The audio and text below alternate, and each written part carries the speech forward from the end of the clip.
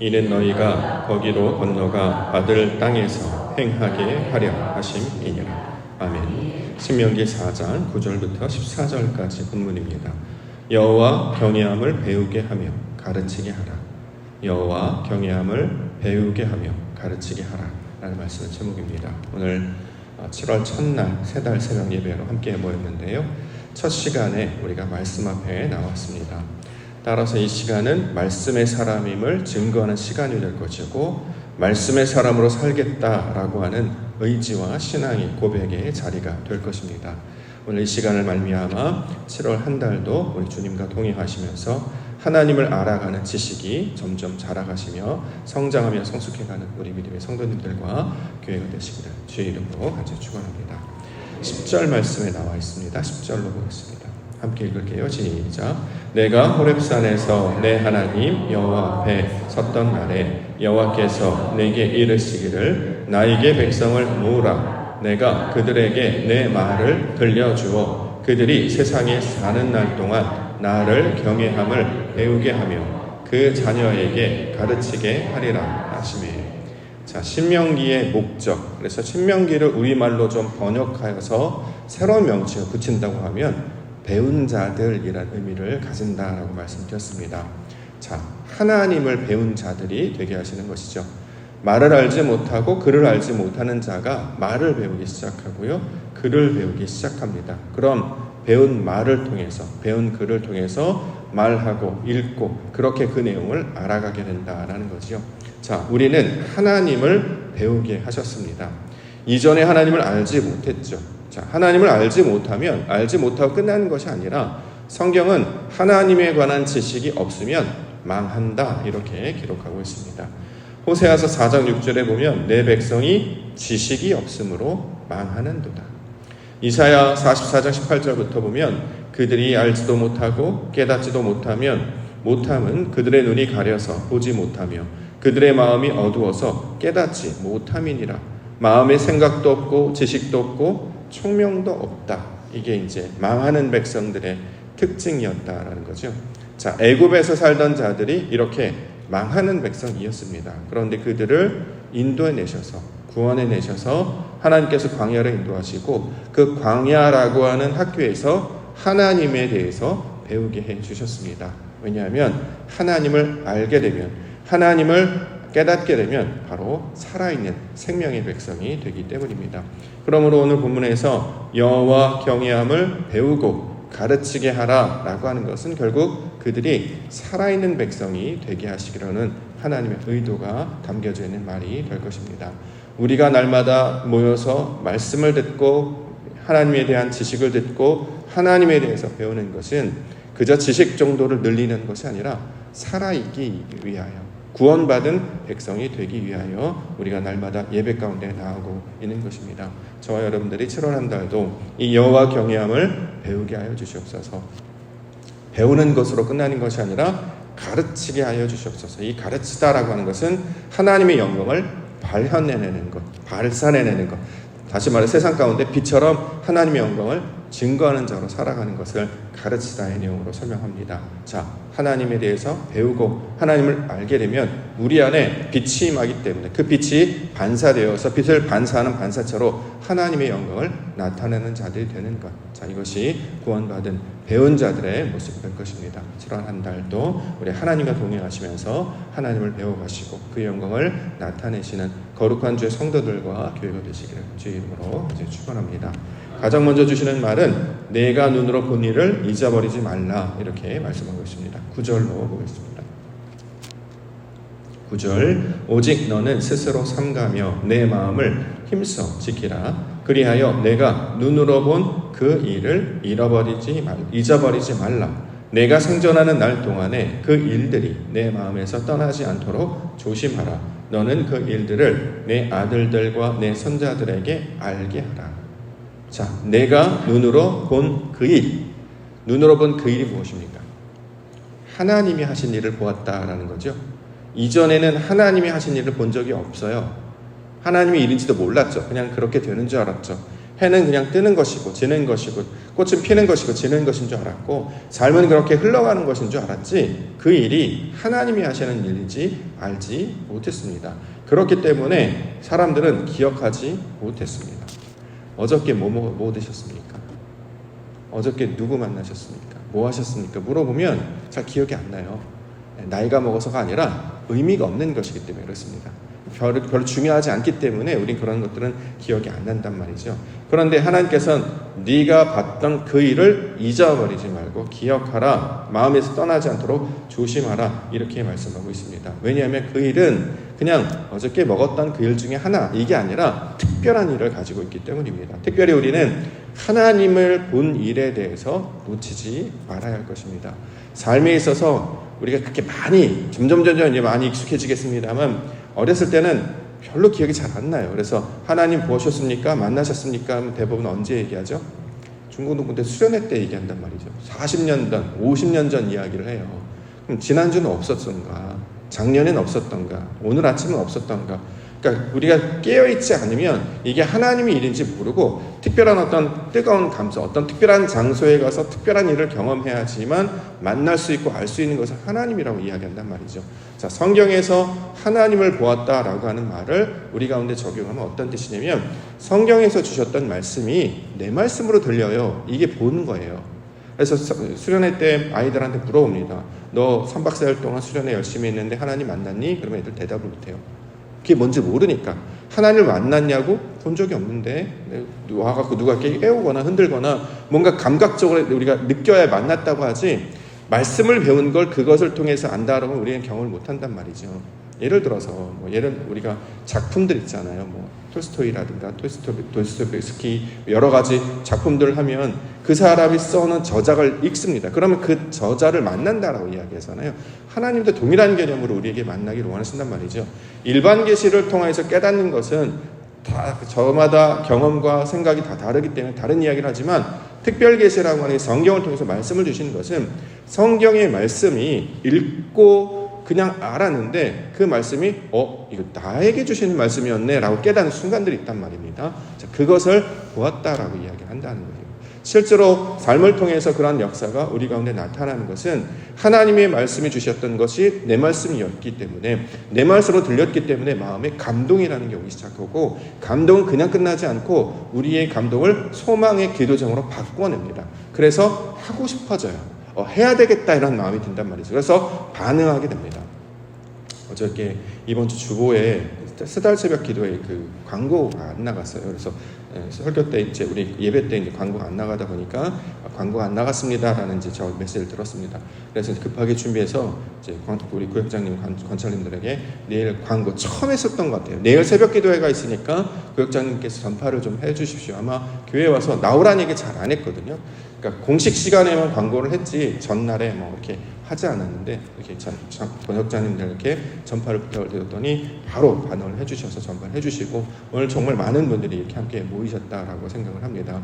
그 말씀이 내게 주신 말씀이고 나 지금 반응해야 되네, 나가야 되네. 자, 이렇게 된 일이 뭐예요? 이걸 보았다라고 이야기하는 거예요. 자, 이 보았다, 하나님이 주신 말씀을 내 말씀으로 받고 거기에 반응하여 아멘 할 뿐만 아니라 아멘하고 끝 할 수도 있어요. 그럴 수 있죠. 근데 내가 반응해서 그 일에 그 현장에 나아가게 되지 않겠습니까? 자, 이것을 하나님을 본 자들이다. 그래서 이걸 다른 말로 말씀들, 그래서 신명기를 하데바림이라고 이야기한다라고 말씀드렸습니다. 자, 하나님의 말씀이 내 말씀으로 느껴져서 이것이 내가 감당해야 될 하나님이 주시는 일이구나 라는 것을 반응하기 시작하면 그 사람들은 말씀을 듣고 보고 할 뿐만 아니라 직접 말씀을 삶으로 살아내게 된단 말이죠. 이걸 이제 신학적 용어로 우리가 성육신이라고 부릅니다. 성육신 많이 들어보셨잖아요. 말씀이 육신이 되어 말씀의 하나님이 이 땅 가운데 육신으로 오셨다. 자, 예수님만 성육신이 아니라 우리도 성육신이 돼야 돼요. 이 성육신이란 말씀을 그대로 살아내는 자들을 가리키는 말이었단 말이죠. 예수님만 그렇게 하는 것이 아니라 우리도 말씀으로 살아내는 자들, 그래서 인카네이션이라 보통 영어로 이야기하는데 말씀을 들을 뿐만 아니라 내가 삶으로 살아내겠습니다 라고 한 자들, 이걸 목격자, 그래서 신약에서는 증인이라고 이야기하는 것입니다. 것이고, 이걸 구약에서는 그렇게 하나님의 말씀을 듣고 하나님이 어떠한 분이신지를 새롭게 알고 깨달았다라고 해서 이걸 여호와 경외라고 부른다고 말씀드렸습니다. 여호와 경외라고 하는 것은 하나님 존경합니다, 하나님 높습니다, 무서운 분이십니다, 높으신 분이십니다, 이렇게 엎드려 섬기는 것이 아니라 우리 하나님이 원하시는 뜻이 무엇인지를 알게 되어서 하나님은 나에게 이렇게 살아있는 말씀으로 나를 일어나게 하시고 깨우시고 반응하게 하시는구나, 우리 하나님은 그 힘과 능력이 있으신 분이시구나 라고 깨닫는 것을, 그래서 그 말씀대로 살아내는 것을 여호와 경외의 직접적인 내용으로 보여주고 있다는 거죠. 저와 여러분들이 오늘부터 시작합니다. 그래서 세 달이라고 명칭을 불렀죠. 옛날에 그냥 월삭이라고 불렀고, 이걸 한 걸로 풀면 초하루가 되는 것이고, 그 의미로 풀면 시작이라는 뜻이 담겨져 있다라고 이야기합니다. 자, 이렇게 하나님의 말씀을 아버지께서 내게 주시는 약속으로 붙잡고 하나님 앞에 반응하며 나아가는 자들이 될 때 하나님께서 우리를 구원의 길로 인도해 주실 줄 믿습니다. 자, 11절 12절 보겠습니다. 너희가 가까이 나와서 산 아래에 서니 그 산에 불이 붙어 불길이 충천하고 어둠과 구름과 흑암이 덮였는데 여호와께서 불길 중에서 너희에게 말씀하시되 음성뿐이므로 너희가 그 말소리만 듣고 형상은 보지 못하였느니라. 자, 첫 번째 말씀을 주셨던 사건을 소개하고 있습니다. 첫 번째, 시내산에서 있었던 사건. 그때 율법을 처음 들었어요. 모세로부터 하나님이 이런 분이시다라는 것을 처음 들었어요. 그런데 사람들이 뭐라고 느꼈냐면 우리 하나님은 천둥 같은 분이시다, 우레 같은 분이시다, 번개와 같은 분이시다. 그래서 소리만 들었지 그 의미는 알지 못했다. 그래서 여기서 이제 형상은 보지 못했다라고 이야기합니다. 자, 하나님의 부르심은 알겠는데 그 부르심에 대한 의도나 뜻을 알지 못하는 상태. 왜냐하면 의미를 알지 못하면 우리가 어떻게 살아가야 될지를 알지 못한단 말이죠. 예를 들어서 사랑하라, 긍휼히 여기라, 말은 듣지만 하나님의 방식의 사랑이 뭔지 우리 잘 몰라요. 우리가 하는 사랑은 우리 방식의 사랑이지, 우리가 하는 긍휼이지 성경에서 말하는 하나님께서 원하신 그 뜻은 아니었다라는 거죠. 대부분의 이제 사랑하라라고 하면 사람들은 다 자기 방식대로 하는 거잖아요. 사랑하라 그러면 뭐 맛있는 거 사주고, 그런 것도 사랑의 방식일 수도 있겠죠. 사랑하라 그러면 그렇게 이렇게 잘해주고. 그런데 그 세상에 이제 그 이야기를 보면 양들을 키우는 사람들 있지 않습니까? 세상에 양들을 키우는 목자들은 양들을 돌봐주고 먹이고 살핀단 말이죠. 잘해줘야 한마디로. 왜 잘해주죠? 나중에 잡아먹으려고 그러는 거잖아요. 맞잖아요. 양들 왜 키웁니까? 잡아먹으려고 털을 구하고 고기를 구하고 그러려고 잡아먹으려고 하는 거 아니겠습니까? 사람들이 다른 상대한테 왜 잘해주죠? 내가 필요할 때 써먹으려고 하잖아요. 이게 이제 세상 이치의 장사의 개념인데 세상의 방식은 그렇습니다. 그런데 성경은 나는 선한 목자라, 예수님께서 자신을 목자로 설명하시고 우리를 양으로 설명하시는데, 그럼 목자가 양을 왜 잘해줍니까? 우리 잡아먹으려고 그러는 거 아닙니까? 그랬더니 나는 잡아먹으려고 온 게 아니라 내가 양들을 구원하라고 죽으려고 왔다, 이렇게 표현한단 말이죠. 개념이 완전히 다른 거예요. 그러니까 사람의 방식에서 하나님의 방식을 깨닫는 것을 구원의 내용으로 설명하고 있는데, 이처럼 그게 바로 하나님의 뜻이구나, 이게 바로 하나님의 것이구나라는 알게 하시기 위해서, 배우게 하시기 위해서 저희들을 불러주셨다라는 것이죠. 그래서 십계명 얘기가 나옵니다. 13절 14절. 여호와께서 그의 언약을 너희에게 반포하시고 너희에게 지키라 명하셨으니 곧 십계명이며 두 돌판에 친히 쓰신 것이라. 그때 여호와께서 내게 명령하사 너희에게 규례와 법도를 교훈하게 하셨으니 이는 너희로 거기로 건너가 받을 땅에서 행하게 하려 하심이니라. 자, 십계명, 출애굽할 때 20장에 십계명에 대해서 나온단 말이죠. 그때 처음 받았어요. 그런데 그 말씀의 뜻이 무엇인지 사람들은 알지 못했단 말이죠. 규칙이구나, 규범이구나, 이거 똑바로 해, 이거 안 하면 너네들 혼낼 거야, 너네 잡아먹을 거야, 그런 말씀으로 받았다라는 거죠. 그러니까 알지도 못하고 감당할 수도 없으니 사람들 듣지 않았습니다. 자, 이제 다시 십계명 얘기를 반복해서 할 거예요. 내일부터 모레부터 이제 나오게 될 텐데, 십계명은 오늘 본문에 뭐라고 하냐면 언약이다, 이렇게 얘기한단 말이죠. 13절, 여호와께서 그의 언약을 너희에게 반포하셨다. 약속이라는 거잖아요. 약속의 말씀으로 약속한 그 규칙이나 규범이 아니라 하나님의 사람임을 증거하고 선포하는 하나의 맹세와 같은 개념이다라는 거죠. 예를 들어서 우리가 이 약속을 언제 하냐면 결혼할 때 성원서나 서약서 같은 거 하잖아요. 약속하죠. 그때도 어떻게 해요? 검은 머리가 파뿌리가 될 때까지 나는 이 사람에게 최선을 다하겠습니다. 이 약속이 무슨 개념입니까? 이제 나는 남편이 있는 자라는 뜻이잖아요. 나는 아내가 있는 자라는 거예요.